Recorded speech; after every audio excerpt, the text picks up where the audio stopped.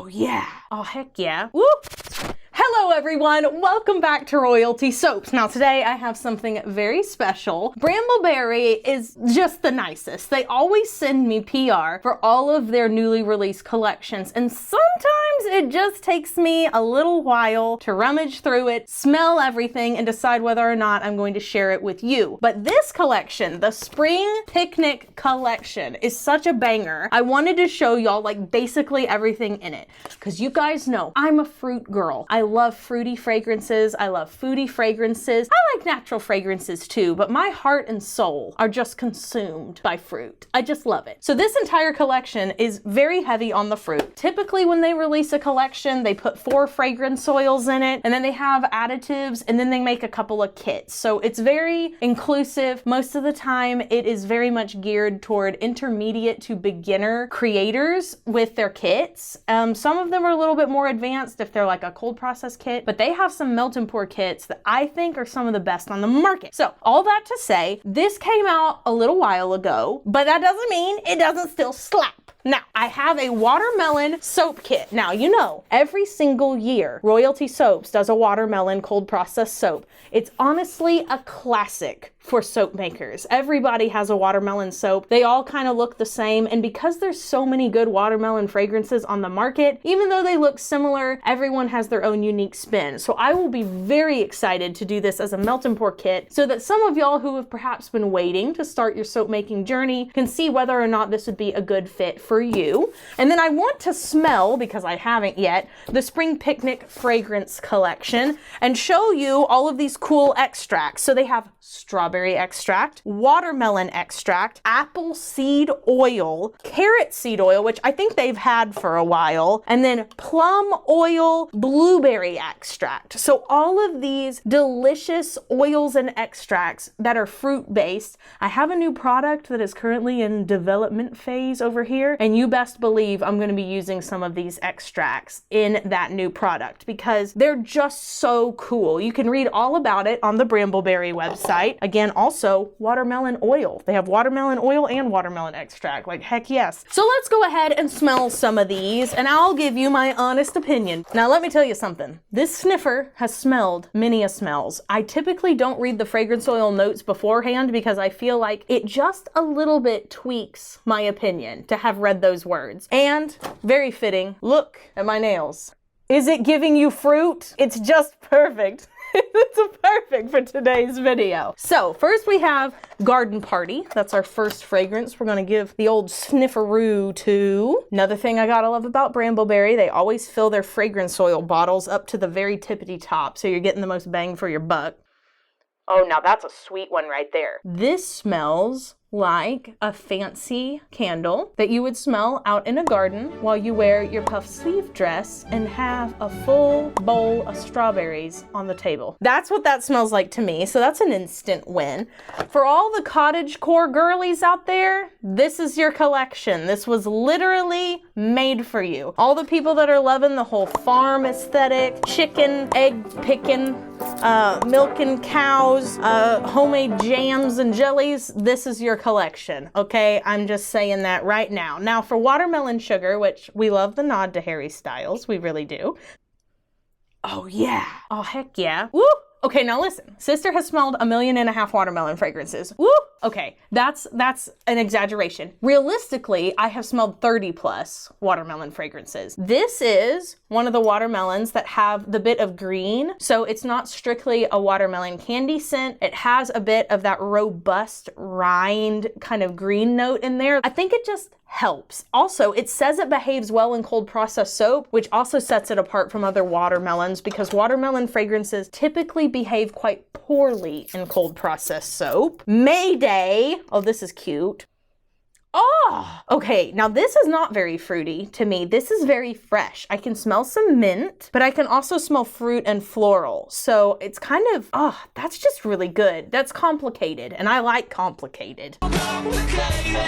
Lemonade stand. Oh boy. Now I also love a lemon fragrance that does not smell like lemon cleaner. And for anyone that has made Bath and Body products or home fragrance products, you know, finding a lemon scent that doesn't smell like Pledge is always the happiest day of your life. Now that's what I'm talking about. This smells so good. This might be my favorite fragrance in the collection, not because I love lemon so much, but just because I'm so proud of them for creating a lemon scent that doesn't smell like Pledge. That is so good. Caroline, you have to smell this. Like my head is spinning chicken nugget. The waitress stares at you, her head a spinning chicken nugget. Like, I have so many ideas now for products just smelling that. Ooh.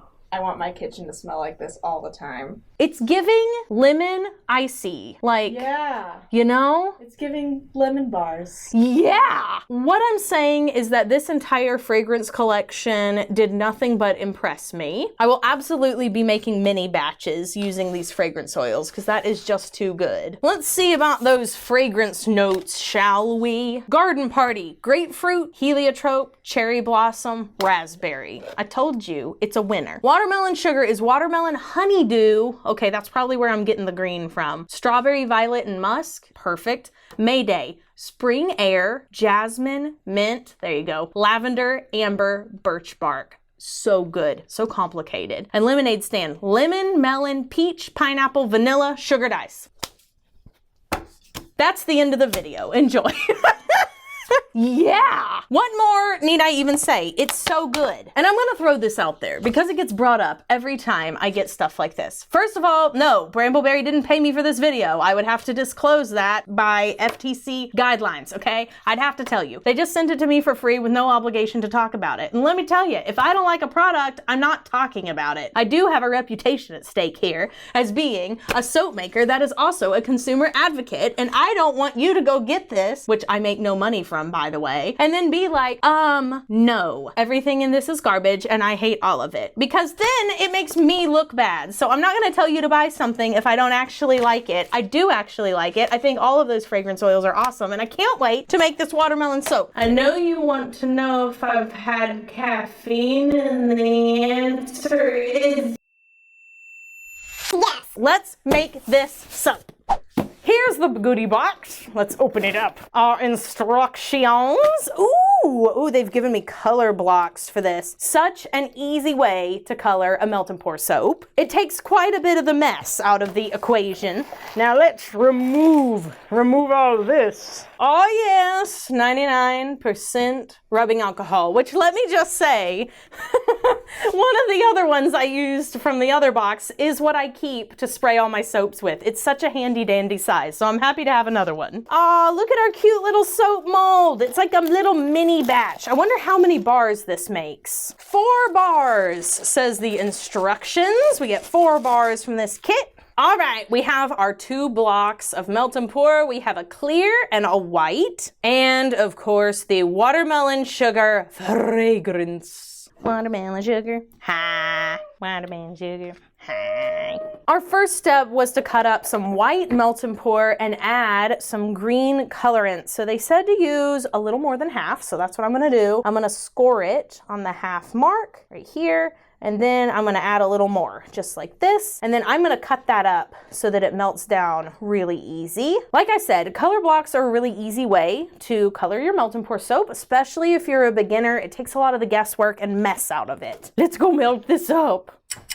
Guys, look at this fantastic color. Now, I still have some bits and pieces in there that aren't fully incorporated, so I'm just gonna stir this until they melt. That way, I don't have to overheat my soap base and it lose some of its beneficial skin properties. If you can get it to mostly melted, chances are you can just stir it a little bit more and those little pieces will melt right in. And I'm going to wipe out my soap mold. I typically don't show this on camera, but it helps just with any little debris that might come from the packaging or being in a warehouse. There often isn't much, but there's still enough so that if it stuck to the bottom of your soap, you would be able to see it. Awesome. Gonna give this another quick stir, and I'm gonna break the fall using my popsicle stick. That just helps kind of minimize the bubbles.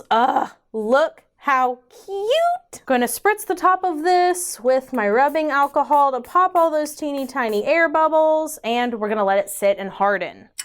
I have now melted down layer number 2. So our green layer is set up enough that I can pour on top of it. So I'm gonna spritz it with rubbing alcohol so that the layers adhere.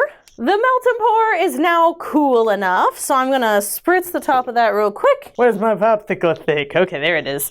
And I'm just gonna pour this right on top of the green, and hopefully I followed instructions good enough that that doesn't break through the green and melt it. That would be not so pleasant. Spritz that layer, and I'm gonna let that set up, 15 minutes or whatever. And now that this white layer is all set up, we can move on to the final layer. So I am using an entire pound of clear melt and pour for this, and of course part of the magenta color block. I don't know if I'm gonna add any more. I just added a little bit as specified in the instructions, so we'll have to see. Let me go melt this down. All right, here it is all melted down. I did add a little bit more color in there just because I felt like it needed it. And I kind of want to add a little more. I still feel like it's a little translucent. So they said to add half a teaspoon of poppy seeds, so I'm just going to shake some in. That looks good. They also said you could add up to the entire bottle of fragrance. So you know what I'm going to do.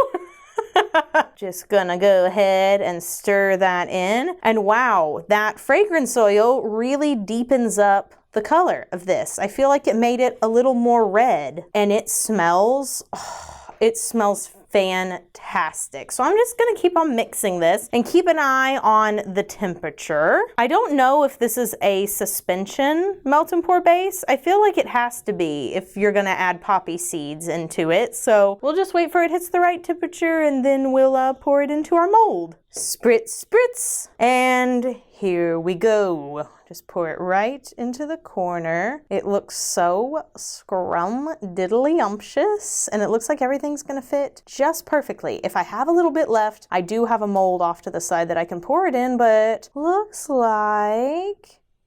Does it all fit? Just right? Ooh. And now to spritz the top with rubbing alcohol to kill the bubbles. Oh, and we will let it sit and harden, and then we'll cut the bars. Okay, everything is all firmed up, and now I can finally unmold it. It's so cute. It's like a little watermelon brick.